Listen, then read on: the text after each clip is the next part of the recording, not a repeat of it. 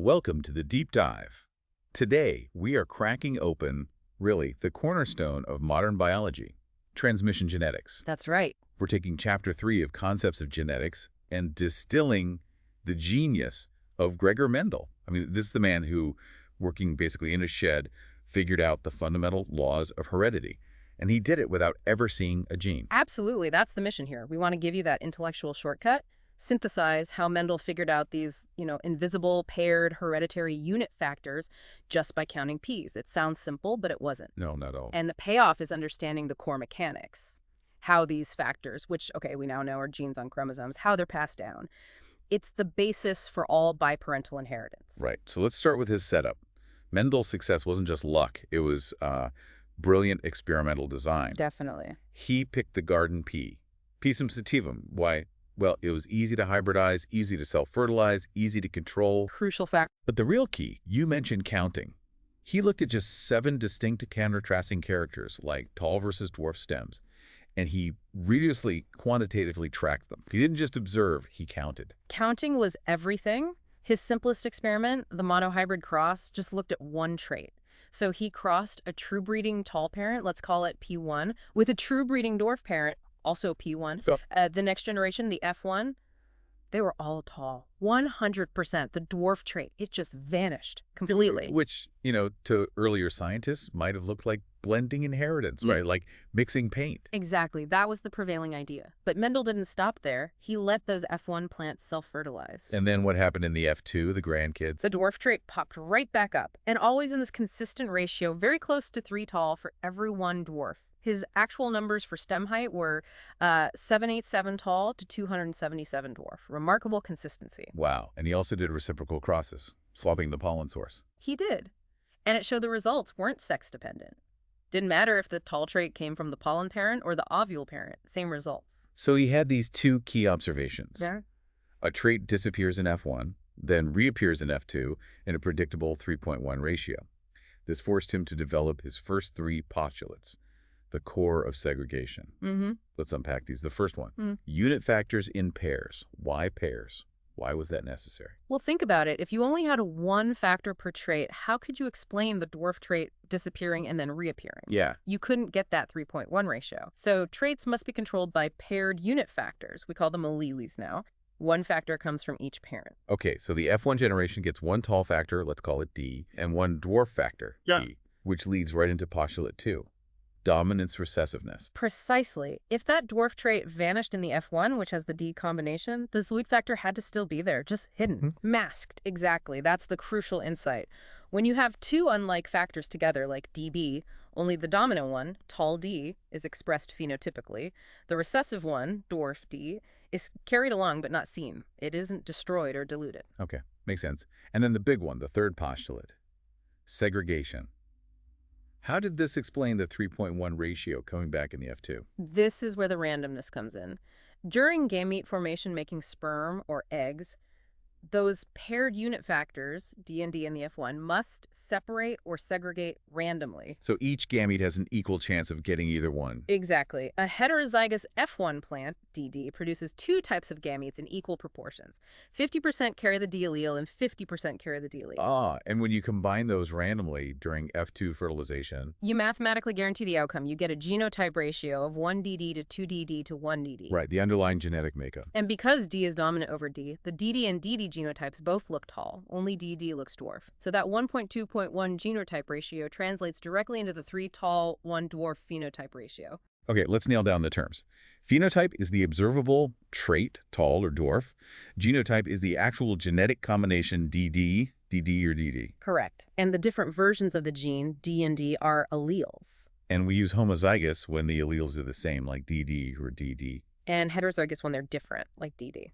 Got it. Now, graphically, we often use a Punnett square to visualize this F2 cross, right? Yeah, the Punnett square is a great tool. It just lays out all the possible gamete combinations from the F1 parents and shows the resulting F2 genotypes and their probabilities. Really helps see the 1.2.1 and 3.1 ratios emerge. Okay, but what if you have a tall plant, you see the phenotype, but you don't know if its genotype is DD or DD? How did Mendel figure that out? The testcross. Another stroke of genius, really. It confirms this whole idea of particulate inheritance. So how does it work? It's simple but powerful. You take your unknown dominant phenotype, let's call it D_D, and you cross it with an individual you know is homozygous recessive, DD. The dwarf plant in this case. Right, and you look at the offspring. If any dwarf offspring show up, what does that tell you? Well, they had to get one allele from the known recessive parent, and the other must have come from the unknown tall parent. So the tall parent had to be DD, heterozygous. Exactly. If the tall parent were DD, all offspring would get a D from it. They'd all be DD, and all would be tall. No dwarf offspring possible. So the testcross reveals the hidden genotype. Clever. Okay, so the monohybrid cross and the testcross established segregation and dominance. But Mendel suspected factors for different traits might behave independently. Yes, he needed to test that. Which brings us to the dihybrid cross. Looking at two traits at once. Right. Say, seed color yellow versus green, and seed shape, round versus wrinkled. Mendel knew yellow G was dominant green G, and round W was dominant to wrinkled W. So he crossed true breeding yellow, round GGWW, with true breeding green, wrinkled GGWW. What did the F1 look like? As you'd expect from dominance, the F1 generation, genotype GGWW, were all yellow and round, both dominant traits expressed. Okay, same pattern as the monohybrid F1. But the F2 is where it gets interesting when the F1s self-fertilize. Very interesting. He didn't just get yellow round and green wrinkled offspring. He got 4 distinct phenotype combinations. And this led to the famous 9.3.3.1 ratio. That's the one. Out of 16 possible outcomes, on average, 9 were yellow and round, like one P1 parent. 1 was green and wrinkled, like the other P1 parent. But the other combinations? 3 were yellow and wrinkled, and 3 were green and round. These are the new combinations, the recombinant phenotypes. They showed the traits weren't linked. And seeing these recombinants in predictable ratios forced him to formulate his fourth postulate, independent assortment. Exactly. It states that during gamete formation, the segregation of one pair of unit factors, like G for color, happens independently of the segregation of any other pair, like WW for shape. So they sort into gametes completely randomly relative to each other. Yes. An F1 GGWW plant produces 4 types of gametes in equal frequency, GW, GW, GW, and GW, about 25% each. And when you work out the Punnett square for that F2 cross, boom, the 9.3.3.1 ratio appears. It does. But there's a simpler way to think about it using the product law of probability. Ah, right. You treat the two traits as separate monohybrid crosses happening simultaneously. Precisely.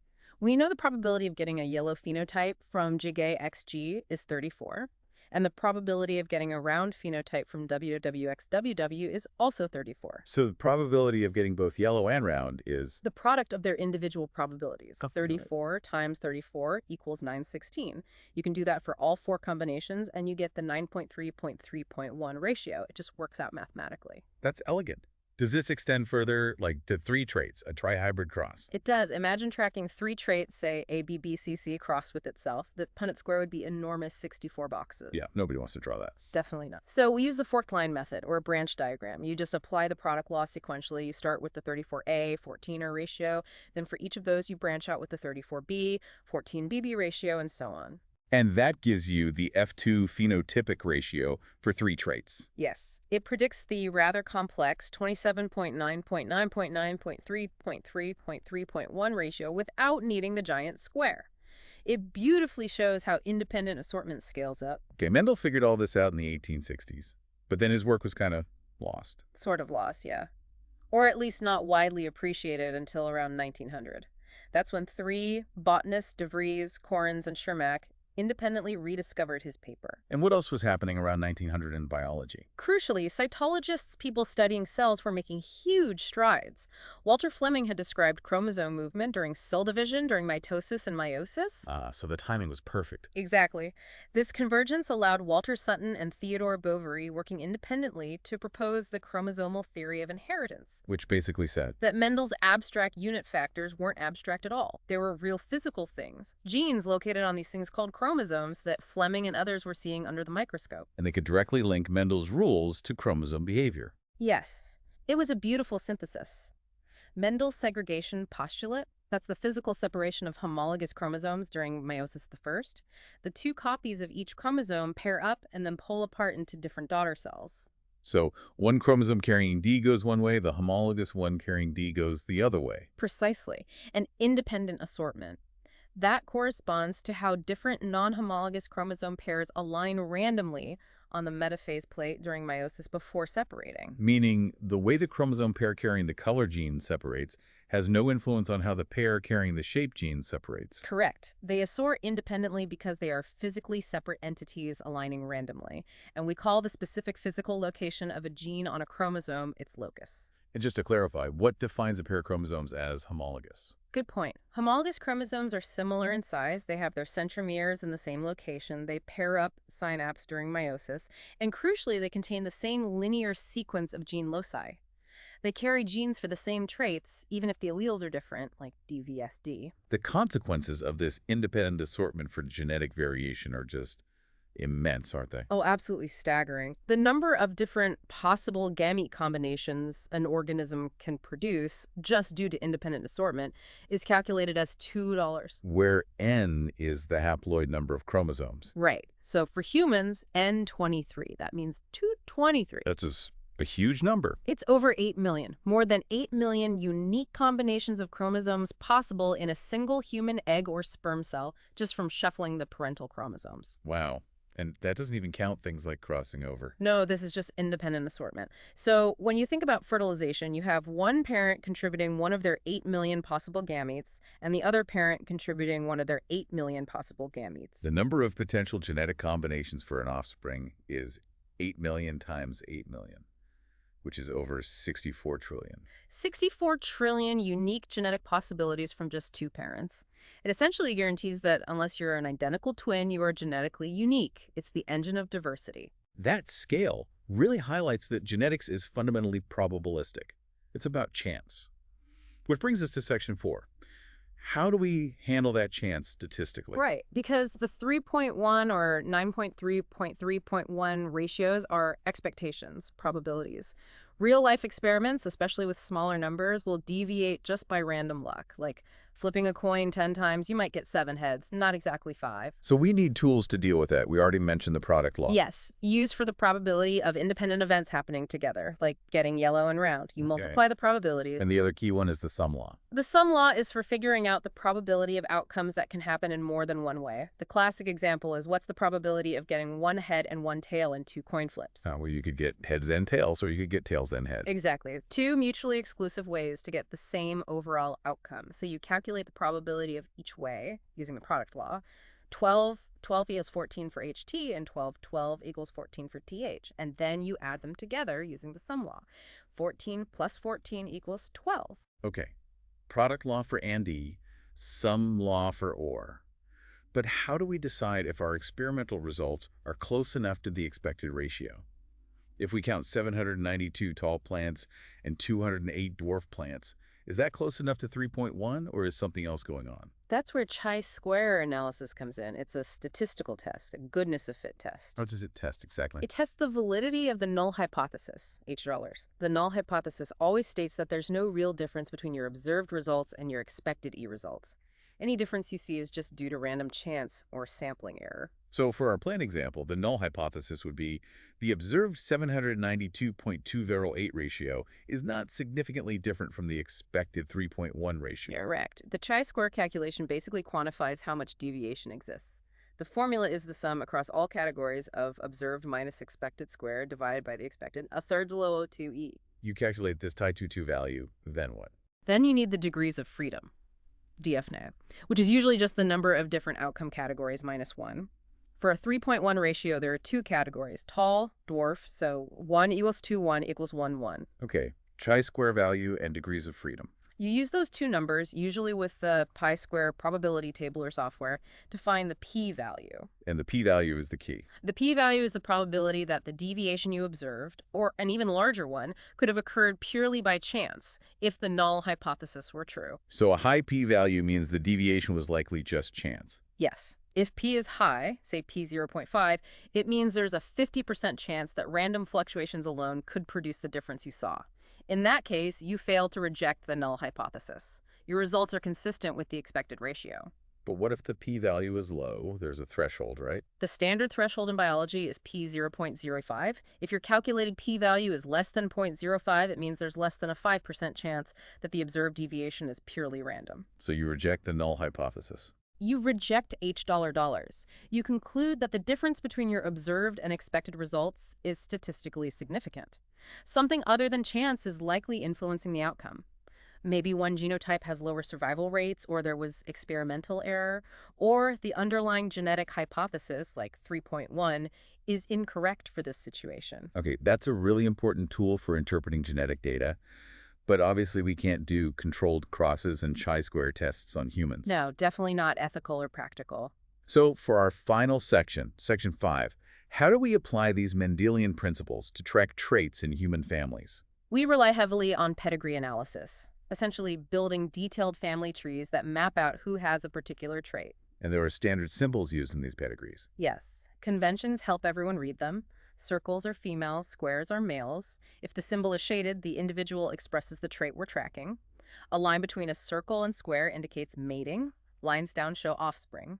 And a double line between partners indicates consanguinity, meaning they are related, like cousins. By analyzing the patterns across generations in a pedigree, we can often deduce the mode of inheritance. Like for autosomal recessive traits. Autosomal meaning not on the sex chromosomes. Right.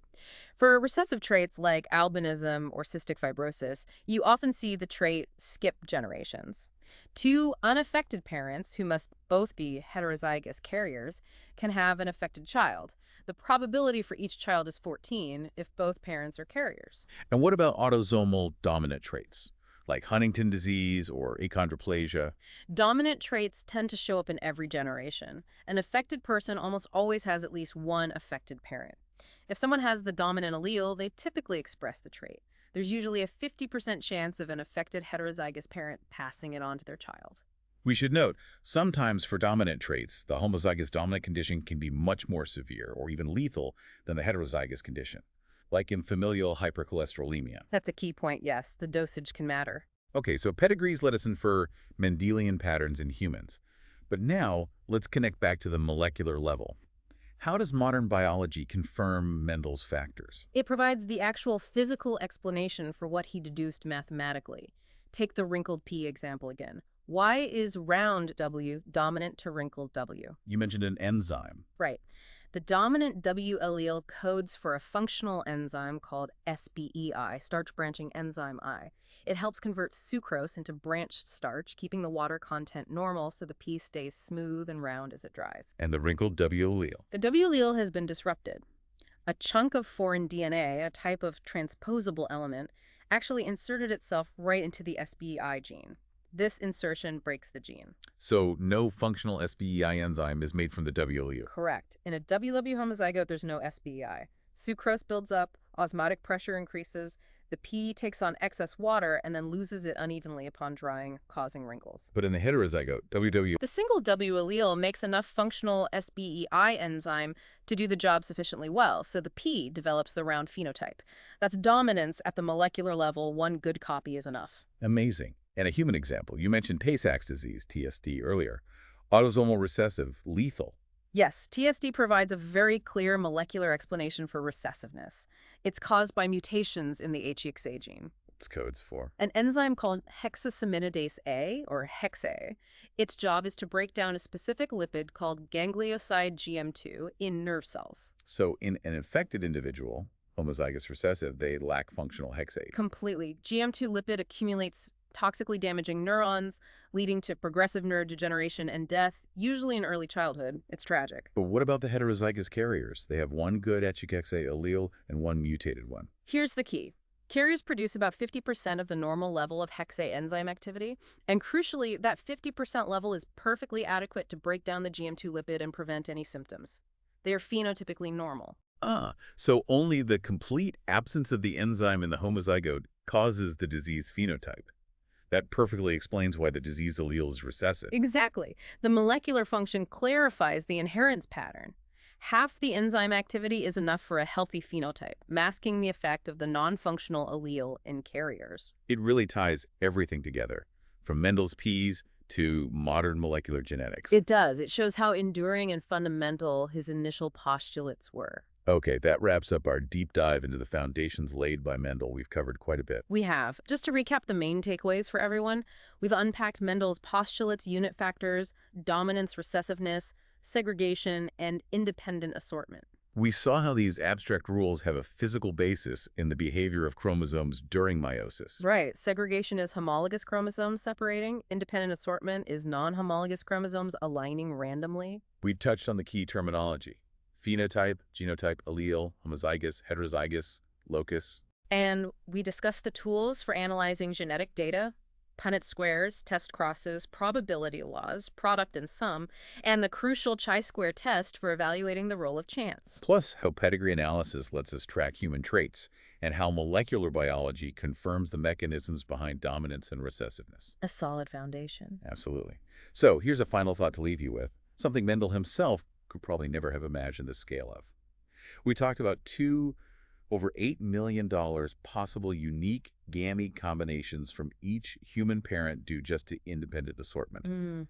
That means when two humans reproduce, there are over 64 trillion potential unique genetic combinations for their offspring. Think about that. The principles we discussed today ensure that your specific genetic makeup is the result of winning an astronomical lottery.